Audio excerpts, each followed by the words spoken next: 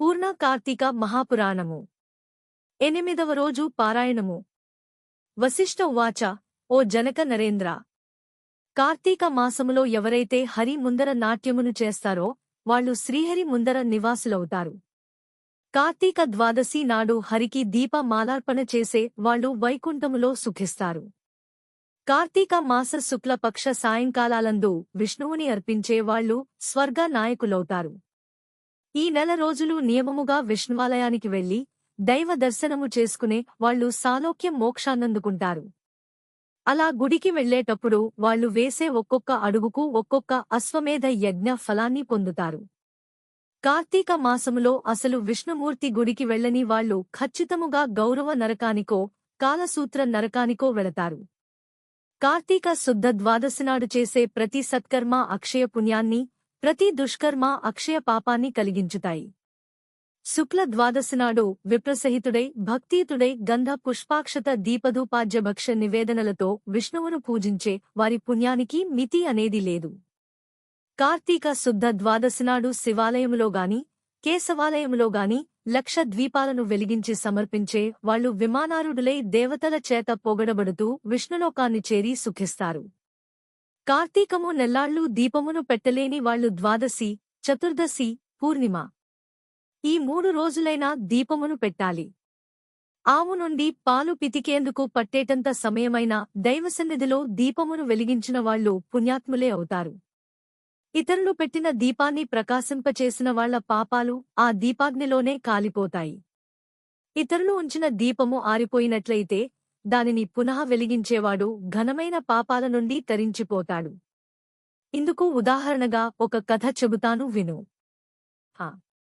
ఎలుక దివ్య పురుషుడగుట.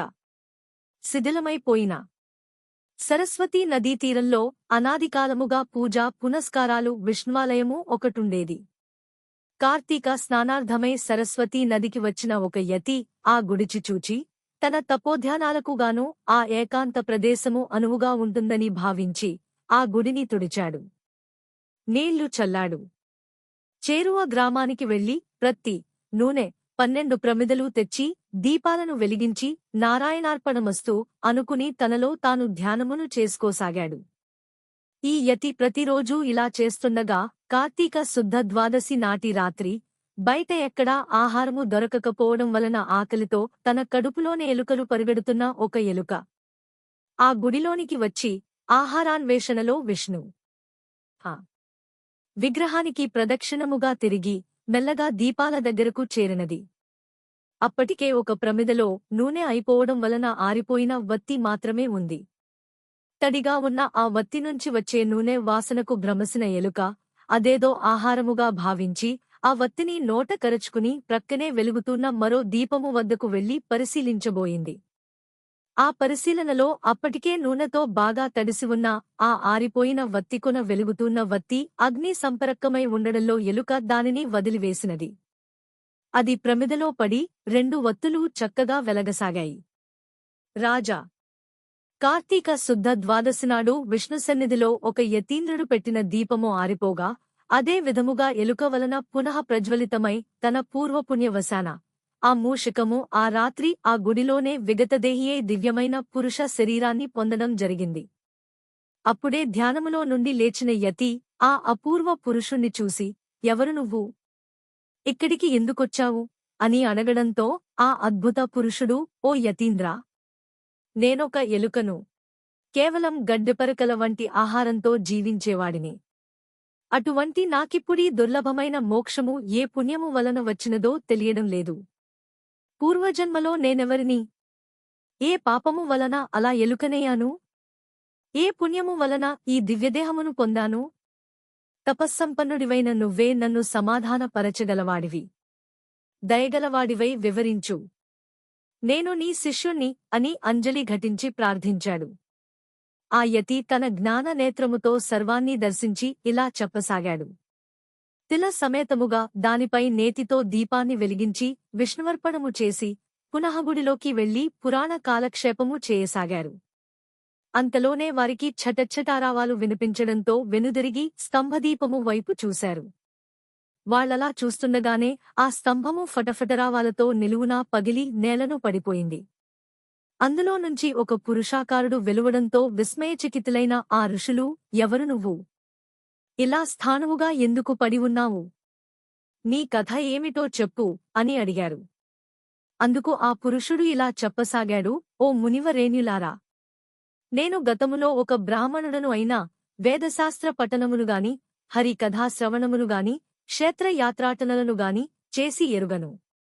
అపరిమిత ఐశ్వర్యము వలన బ్రాహ్మణ ధర్మాన్ని వదలి రాజునై పరిపాలన చేస్తూ దుష్టబుద్ధితో ప్రవర్తించేవాడిని.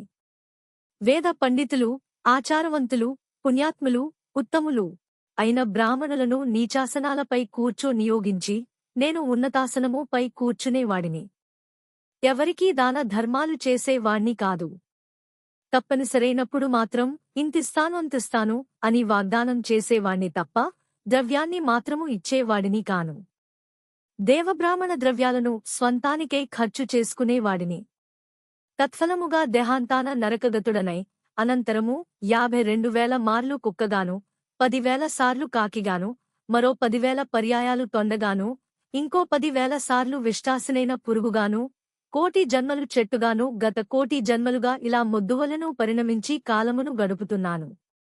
ఇంతటి పాపినైనా నాకు ఇప్పుడెందుకు విమోచనము కలిగిందో, ఈ విశేష పురుషాకృతి ఎలా వచ్చినదో సర్వజ్ఞులైన మీరే చెప్పాలి.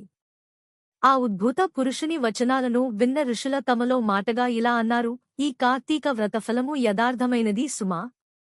ఇది ప్రత్యక్ష మోక్షదాయకము. మన కళ్ల ముందరే ఈ కొయ్యకు ముక్తి కలిగినది కదా.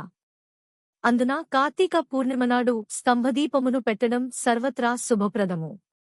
మనచే పెట్టబడిన దీపము వలన ఈ మొద్దు ముక్తిని పొందినది. మొద్దైనా బ్రాకైనా సరే కార్తీకములో దైవసన్నిధిని దీపాన్ని వహించడము వలన దామోదరుని దయవల్ల మోక్షమును పొందడం తథ్యము. ఇలా చెప్పుకుంటున్న వారి మాటలను విన్న ఉద్భూత పురుషుడు, అయ్యలారా! దేహి ఎవరు? జీవి ఎవరు? జీవుడు దేనిచేత ముక్తుడు, దేనిచేత బద్ధుడు అవుతున్నాడో, దేనిచేత దేవులకు ఇంద్రియాలు కలుగుతున్నాయో వివరింపుడు అని ప్రార్థించడముతో ఆ తాపసులలో ఉన్న అంగీరసుడనే ముని అతనికి జ్ఞానబోధ చేయసాగాడు. ఏవం శ్రీస్కాంద పురాణంతర్గత కార్తీక మహాత్మ్యే పంచదశ షోడశాధ్యాయో 15-16 అధ్యాయములు. 8వ రోజు అష్టమదిన నాటి పారాయణము సమాప్తము.